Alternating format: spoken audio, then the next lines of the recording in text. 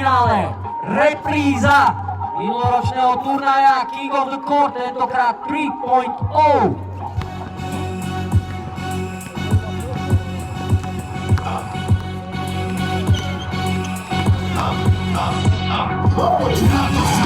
Žlutá stretnutia za nami. Zima 3-1.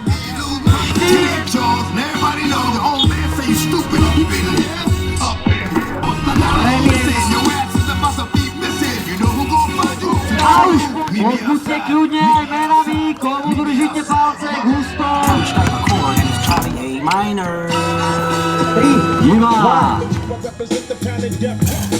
Zimoviu veľa neustáva, len to skúsi napaliť za 2 body.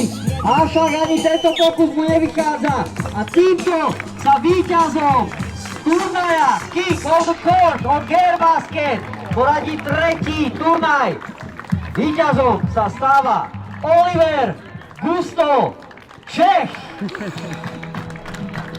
Gratulujeme Gustíkovi, ktorému sa to podarilo po minuloročnom finále a v druhom mieste tentokrát poráža vo finále Zimu Sokolovského v pomere 7-3.